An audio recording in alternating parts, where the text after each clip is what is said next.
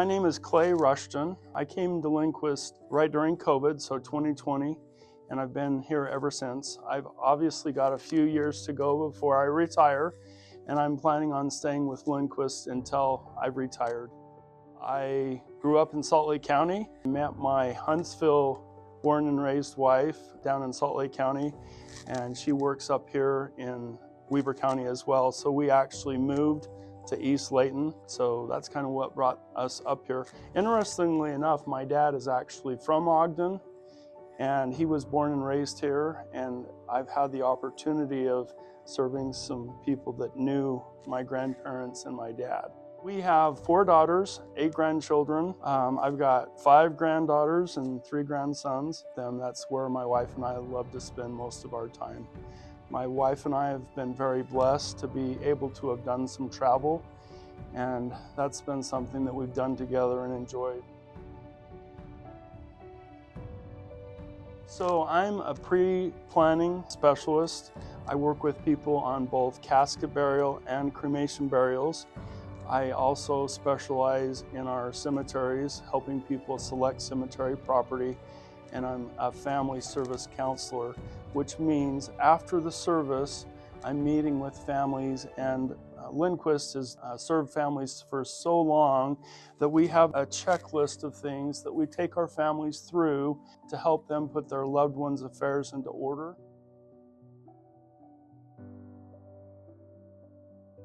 That is a really good question. So it's kind of a composite of a bunch of different things. I had a very close friend of mine that was killed in an accident, and it was a Lindquist service, and there were a lot of very personal and special things that occurred during that service, and I was just really impressed with Lindquist as a company and the different people that served that family during that time. I went through a transition in my career, and I got to the point where I kind of just wanted to do something where I felt like I could make a difference. And I'm not pretending to change the world, but if I can make a family's life just a little bit better during one of the most difficult times of their life, that's why I do this.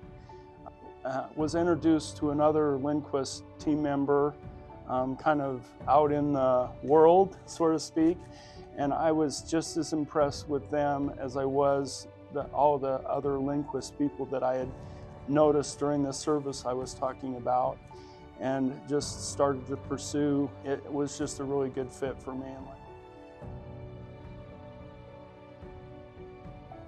One of the things that I try to do is I try to show them that this is really a gift of love. I've lost both my parents, just like a lot of people that I've served, because my parents did their pre-planning, and when we met with the funeral director, he basically said, when do you want the viewing and when do you want the funeral? And that gave me the blessing, and that's truly how I feel. That gave me the blessing of mourning the loss of my parents instead of having to worry about all these things. And as I watch people come into the mortuary virtually every day, it's almost visual of those that have done pre-planning and those that have not. That's why I call it a gift of love. If there's a married couple that I'm doing planning with, it's a gift of love to them, to each other, and to those that they care the most about. So I just try to get people to think of it in that way, and that really makes that pre-planning so much more powerful and meaningful to them. One of the things that I was the most surprised about when I started with Lindquist is how different people handle grief. I've worked with families where I go into the room and they're all laughing and having this great time, and I go into some rooms where everyone is crying and they're having a difficult time. Unfortunately, I've had several experiences where people have even gotten angry. I've come to realize that the most important thing about all of those different groups and the way they grieve is that we as counselors and also as family members, we all have to remember that they're going through the grieving process, that they've lost somebody very special to them, just like I've lost people close to me, and everybody exercises those different emotions. So we have to give people a lot of grace, just understanding the process that they're going through.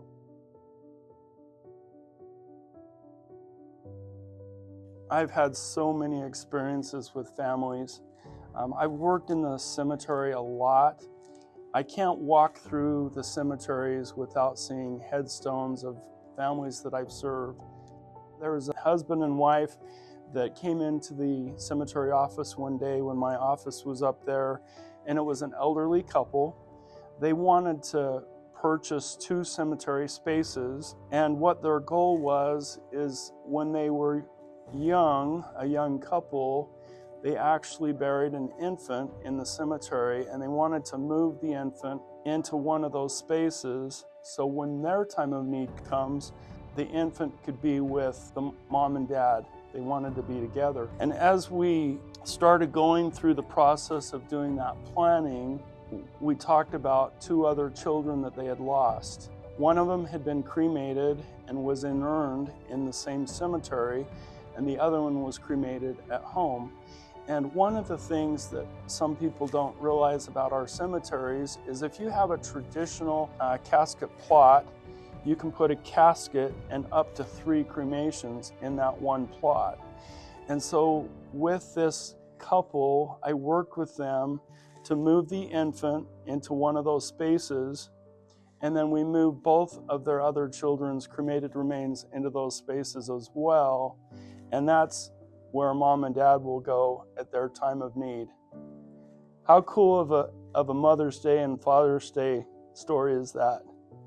It just touches my heart that a mother and father care so much about their family to put them all together. So that's an experience I'll never forget. Some of the biggest concerns is people feel like that we're here trying to sell them something. And in reality, we're here just to help inform them, educate them, and guide them through the process. When people are ready and the time is right, we're certainly here and able to get plans started. But it's more just about knowing what questions to ask, how to put it together, and the most important thing, show them that they can do this plan in a way that's best for them and their families. A lot of times people don't know what questions to ask, and they're a little bit hesitant to make that appointment because they don't know what to ask. But when you sit down with someone that does this every day, I can guide you through that process. That way you're making informed decisions as you're putting your plan together.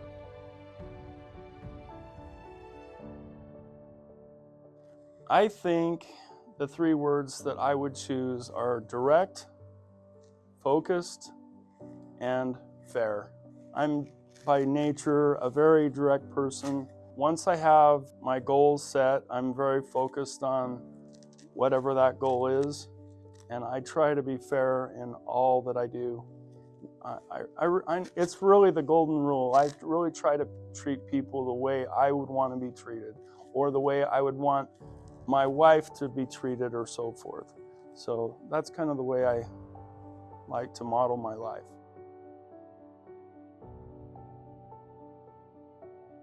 That's a funny question, because people that know me, they wouldn't even guess, but I can say that people have actually paid money to listen to me sing.